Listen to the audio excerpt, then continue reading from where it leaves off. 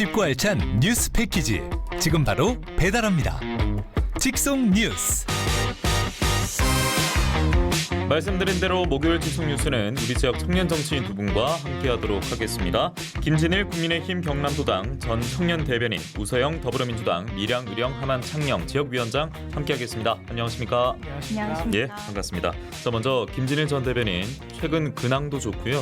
요즘 어떤 뉴스에 좀 주목을 하고 있는지도 궁금합니다. 요즘에는 제가 아무래도 청년 정치인으로 활동하고 있다 보니까 청년 관련 정책들을 좀 제안해달라고 하는 요청들을 해주셔가지고 그런 제안들을 좀 이제 좀 설명드리면서 좀 다니고 있습니다. 아, 정부로부터도 그런 뉴스들이 좀 많이 보입니까? 아직 그런 것보다는 네. 좀 다른 민생 현안들이 좀 산적해 있는 것 같고요. 예. 그런 것들 그 이후에나 좀 논의가 되지 않을까 싶은 생각입니다. 오늘 다룰 주제는 아니긴 합니다만 네. 저희가 또 추후에 짚어봐야겠고요. 우서영 위원장 같은 경우에는 최근 본인 관련 뉴스가 직접 떴어요. 지역 네. 언론에도 나왔었고, 그런데 유쾌한 소식이 아니어서 제가 말씀드려도 되긴 하는데 직접 말씀해 주시겠습니까? 어떤 일이 있었는지? 네, 나름의 이제 정치적인 책임감, 지금 민생 경제가 무너진 상황에서 좀 민주당으로서 이제 고군분투하고 있는 상황인데, 최근에 지역위원장으로 지역위원회에서 게시한 창녕읍에 게시한 거리 현수막이 이제 먹물 테러를 당한 일이 있었습니다. 예. 동시에 끈으로 묶어놨던 끈도 절단된 일이 있었고요.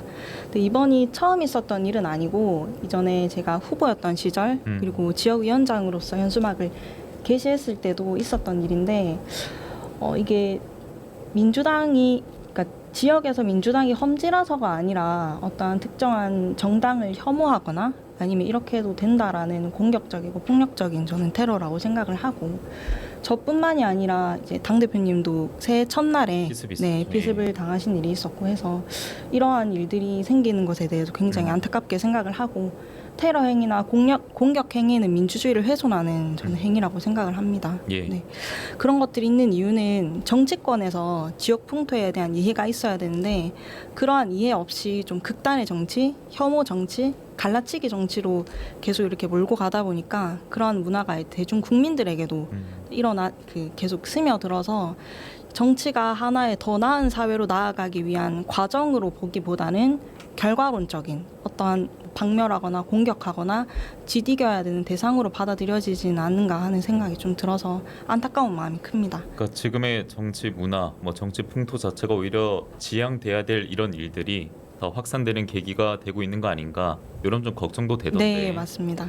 그래서 동시에 이제 정치권에서는 정치인도 그렇고 말이나 행동 이런 것도 좀 신중함이 빠지면 안 되지 않겠습니까? 그런 덕목이 필수라는 생각이 드는데, 자, 여기서 저희는 이 주제를 다뤄볼까 합니다.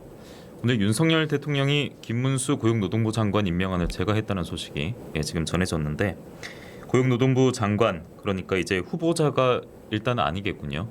예, 이 얘기를 짚어보겠습니다. 어떤 발언 논란이 많았었는데 어떤 얘기냐면, 최근에 일제 치하 우리 선조 국적은 일본이었다, 이 내용입니다.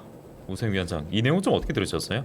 저는 청문회를 보면서 우리 선조의 국적이 일본이었다라는 말을 듣고 제 눈과 귀를 의심할 수밖에 없었습니다. 일사늑약과 이제 오늘, 과거의 오늘이었는데, 경술 국치의 이제 한일 병합 조약이 어떻게 보면 불법적인 침탈 행위인데, 그거를 식민지화가 합법적이라는 것을 인정하는 주장이고, 또한 이제 독립운동을 했던 우리 민주 열사들이 합법적인 국가의 봉기와 반기를 드는 테러리스트라는 것과도 저는 같은 맥락이라고 생각을 합니다.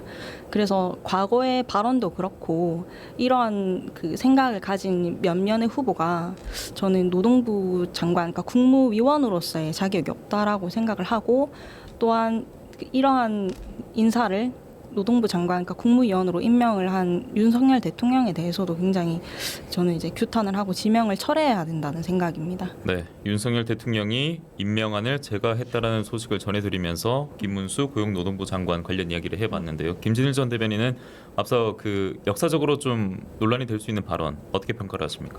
저는 이게 지난 6월부터 친일 프레임 뭐 준비한다 얘기는 듣긴 했는데 이게 도통 무슨 얘기인지를 모르겠어요. 왜 그러냐면 김문수 그 장관이 이제 이야기했던 거는 일본의 국적이 맞다. 그 당시에 여권 사용한 사람들 충분히 분명히 있었거든요. 근데 그 사실을 이야기하는 것과 그것이 옳다라고 이야기하지는 않았습니다. 근데 가치와 사실관계를 혼용해서 이제 지금 혼란을 지금 주고 있는데 이것은 전혀 다른 맥락의 이야기로 좀 봐야 된다고 좀 보고 있습니다.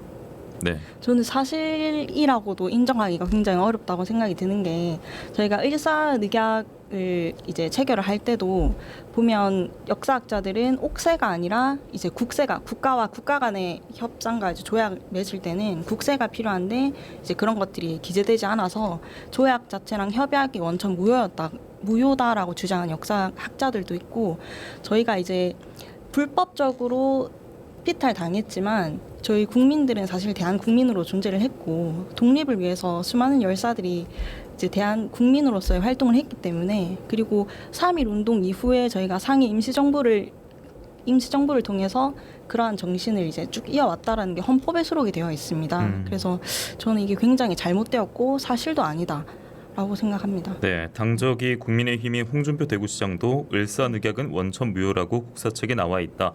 당시 국적을 일본으로 인정하면 을사늑약을 인정하고 상해 임시정부를 부정하는 것이다. 이렇게 밝히기도 했습니다. 최근에 그 인사에 있어서도 역사관 논란이 있는 것이고 홍범도 장군 그 흉상 철거 이전 이 얘기부터 계속해서 이제 이런 문제가 나와지면은 국민적 분열도 있고 여야 간의 논란도 계속 커지고 있는데 김문수 후보자 이 당시에 우리 내용 어제까지 살펴볼 때 보면은 발언들이 이 발언뿐만 아니라 그 전의 발언들이 더 주목을 많이 받기도 했습니다. 어떤 발언들이 있었냐면 제가 또 하나하나 소개를 해드리겠습니다. 지금 화면으로도 저희가 보여드리고 있는데요. 박근혜 대통령 탄핵은 부당하고 역사적으로 재평가될 것이다라는 얘기도 있었고 세월호 참사는 죽음의 구판이다. 불법 파업에는 손해배상 폭탄이 특효약이다 등등이 있었고요. 일본 식민지 안 됐다면 하면서 최근에 했던 그 발언 관련 내용도 언급한 적이 있었군요. 저희가 화면으로 띄워드렸고 제가 다 읽어드리진 못했습니다. 앞서 그 불법 파업의 손해배상 폭탄이 특효약이다 이런 발언은 지금 고용노동부 장관 후보였었는데 지금 이런 발언이 회자된 거 아니겠습니까? 그래서 반노동적이라는 비판이 있었고 이번 정부에서 그 인사할 때마다 혐오 발언이라든지 그리고 역사관 논란 이런 게 잡음이 많이 생기고 있는 것 같습니다.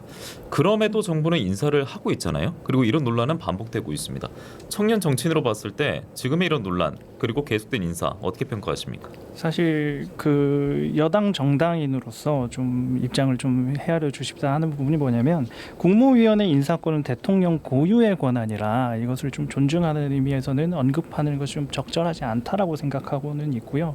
근데 좀 아쉬운 부분은 좀 많습니다. 근데 이런 부분에 대해서는 좀 언급하지 않는 것이 좀 좋지 않을까 생각하고 있습니다. 네, 우성 위원장은요? 저는 그 부분에 대해서는 조금 다르게 생각을 하는 게 윤석열 대통령이 김영석 독립균형관장의 네네. 인사에 대해서 예. 모르쇠로 일관을 했습니다. 뉴라이트가 무엇인지 정확하게 모른다고도 이야기를 했고 저는 대통령은 국정 운영과 수행을 성실하고 성공적으로 해야 하는 책임도 있지만 마찬가지로 성공적인 인사를 해야 하고 거기에 대한 책임도 그 대통령에게 있다고 생각을 합니다. 그래서 김문수 장관부터 시작을 해서 이제 이진숙 방송통신위원장 지금 대변해야 하고 지켜야 하는 가치와 딱 정반대에 있는 인사들을 지속적으로 이제 임명을 하고 지명을 하고 있기 때문에 전 나중에 김문수 장관이 지금까지 했던 언행 그리고 망언에 대해서도 모르쇠로 일관할 것이 아니라면 저는 이 인사가 굉장히 잘못되었다고 생각을 하고 지금 왜곡된 역사관, 노동관뿐만이 아니라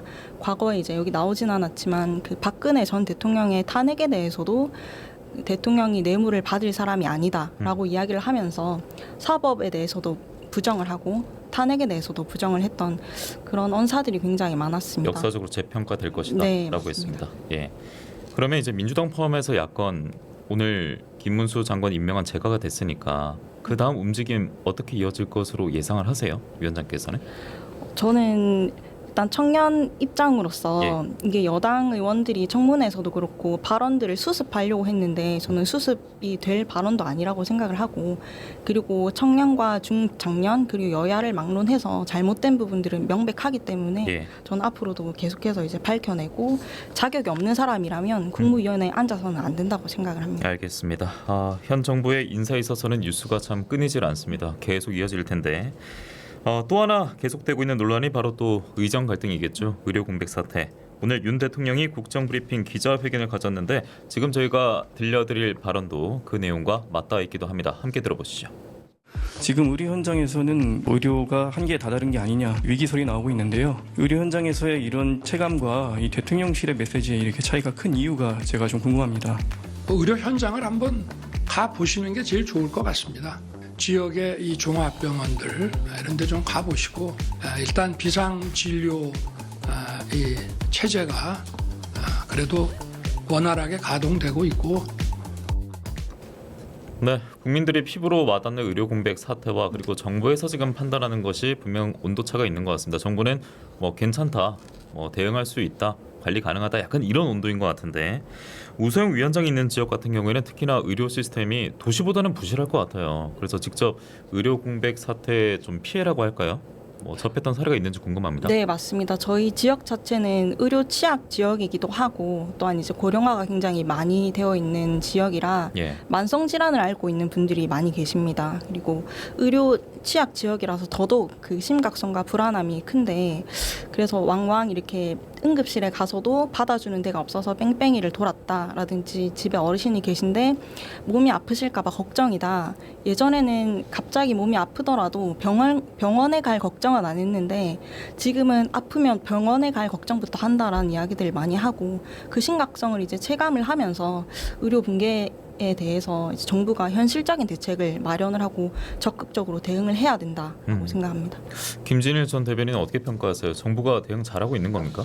아니요, 지금 워낙 이게 지금 강대강 대치 국면이다 보니까 지금 그 의료 체계 붕괴에서도 임계치에 다다르고 있는 상황이고 의료 개혁도 거의 막바지 작업에 지금 다다랐다고 보고 있는 상황이라서 지금 국면에서는 정부가 협상보다는 더 강력하게 드라이브를 걸 가능성은 높다고 보고 있고요. 근데 지금 여하고 야의 양 당의 문제가 뭐냐면 중재를 할 수 있는 협상력이 없는 사람들로만 지금 구성이 되어 있다라는 거예요. 지금 누군가는 중재 역할을 해야 되는데 그런 중재 역할을 할 수 있는 사람도 없고 그렇다 보니까 점점 강대강으로 그 의정 관계뿐만 아니라 정당 안에서도 좀 갈라지고 있는 상황이 있다 보니까 그게 이제 그 한동훈 대표가 제안했던 중재안. 그렇죠. 그걸 대통령실이 이제 거부 메시지 냈던 그 얘기 말씀하시는 거죠? 네, 그것도 그렇고 이재명 대표하고 윤석열 대통령하고 협상을 하겠습니까?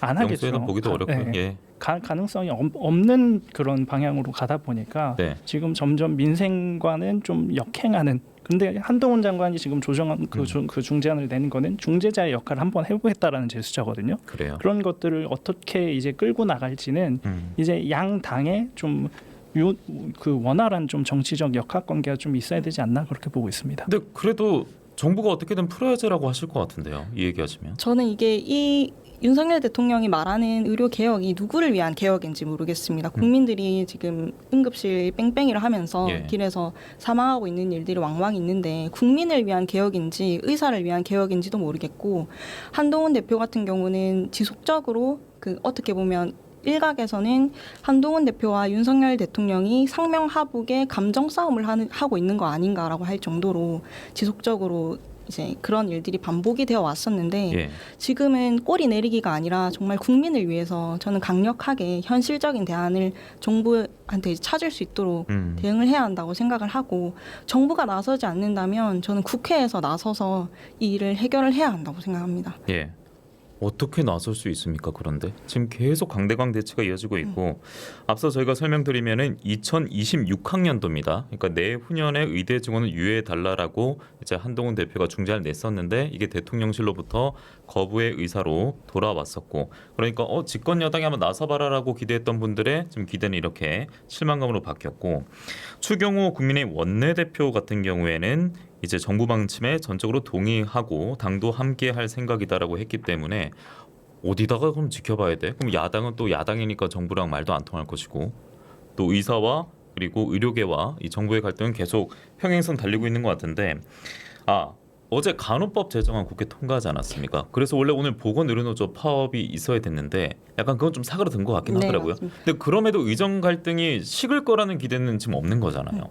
저는 어떻게 생각을 하냐면 의사 부족은 문제이고 의사 증원에 대해서는 방향성은 맞습니다. 하지만 그 방법에 대해서 한 번에 2,000명을 늘리겠다는 그 숫자에 집착을 해서 자꾸 이게 그 테이블에 장을 파행을 시키는데 민주당에서 총선 이후에도 이야기를 했듯이 공론화 작업을 통해서 현실적인 대안을 찾으려고 그러면 문제가 무엇인지를 정확하게 진단해서 거기에 맞는 장을 열어두고 해결을 해야 되는데 그런 것들이 이루어지지 않고 대통령의 고집으로 이걸 하기 때문에 저는 문제가 계속 지속적으로 갈등으로 발생을 한다고 생각합니다. 이 말씀이면 대통령이 좀 한번 물러나든지 양보해야 된다든지 해야 될 것 저는 같은데. 거기에 대해서도 좀 반대 입장을 좀 드리고 싶은데요. 지금까지 의료개혁이라고 하는 게 그 여권뿐만 아니라 야권에서도 계속 진행해오다가 실패해왔단 말이에요. 근데 그 연성으로 갈 것이냐 아니면 경성개혁 그 개혁으로 갈 것이냐의 문제인데 여태까지는 충분히 연성개혁을 통해 가지고 추진을 시도를 했으나 다 실패했단 말이죠. 그러면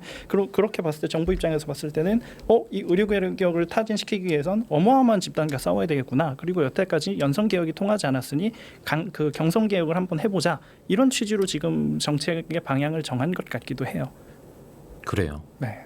그러면 피해는 국민들께서 감수는 해야 되는 겁니까? 어떻게든 좀 단추가 깨어질 때까지. 그래서 이 시기를 최대한 단축시키려고 하고 있다 보니까 그런 과정 중에서는 저도 지금 수술을 받고 정기 검사를 받으러 다니는데 그것도 못 받고 있거든요. 근데 제가 거는 그 기대나 희망은 이거죠. 빨리 끝나서 의료개혁이 완수가 됐으면 좋겠다라는 데 기대를 하고 있습니다. 그런데 실제로 국민들이 지금 하고 있는 말은 이번 추석 때 아프면 안 된다거든요. 네, 맞습니다. 이게 의료는 시스템이고 체계가 잡혀 있는 것이기 때문에 뭐든지 급격하고 갑작스럽게 큰 변화가 있는 거는 부작용이 오기 마련입니다. 그래서 그거를 미리 예상을 하고 대비해야 하는 것이 정부의 역할이기 때문에 저는 그렇게 강성으로 밀고 나가는 것은 좀 옳지 않다고 생각합니다. 그리고 결국 이제 정부도 그렇고 이 정부 쪽 인사 발언에도 집중을 하게 되는데 박민수 복지부 2차관이 그때 이제 의사가 한 명도 없으면 전세기 내서라도 환자를 실어 날라 치료하겠다 이렇게 발언을 한 적이 있었기 때문에 정부로부터 국민들의 신뢰가 조금은 균열이 더 벌어지고 있지 않나 걱정이 됩니다. 오늘 청년 정치인 두 분과 함께했고요. 김진일 청년대변인, 우서영 지역위원장 함께했습니다. 다음에 뵙겠습니다. 고맙습니다.